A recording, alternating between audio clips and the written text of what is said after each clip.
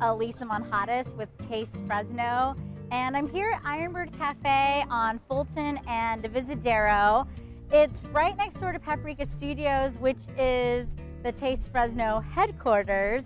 So I thought I'd introduce you to the place where I drink coffee pretty much every day and help you get to know the baristas a little bit better. So come on in and meet everyone from IronBird Cafe. My name is Gary Anderson. What's your favorite thing about working here, Gary? I think pretty much just the atmosphere. I mean, you got a lot of really nice people, a lot of artists come through here. We have live music most nights. We have different art exhibit every month. Just meet a lot of really interesting people. A lot of my coworkers are artists too. I'm trying the Jessica Alba. Do I have foam on me? It tastes good. It's like, it's not really, like you said, it's like a little bit sweet, but it's not sweet at all at the same time. That cane sugar flavor without being... Yeah. We get our coffee from Barefoot Coffee in San Jose. It's roasted there.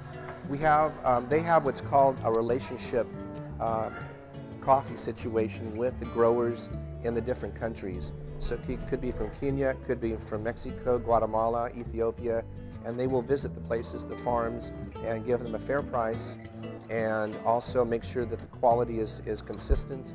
And then it's sent up to them in San Jose, they roast it there, and then it's sent out to us. Okay. So the one that is probably the one that people like the most is our red cab.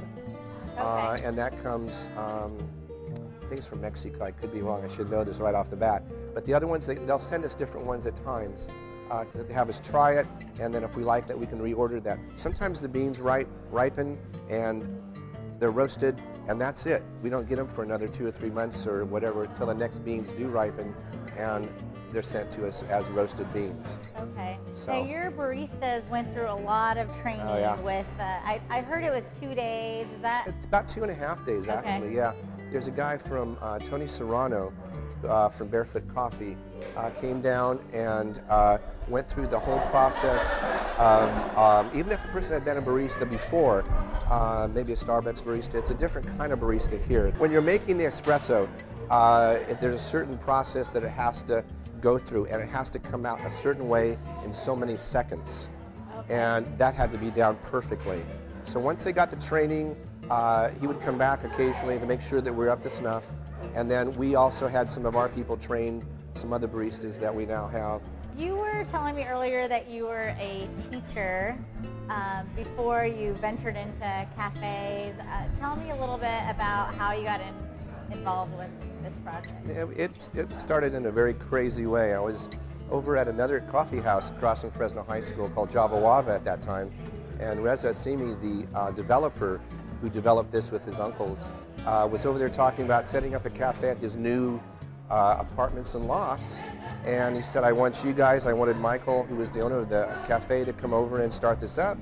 And he said, sure. And he looked at me and said, you want to do this? And I said, why not? And so that was about 3 years ago. And it's just morphed into this really nice place that we have now. I was a teacher for about 32 years and a counselor for most of that time.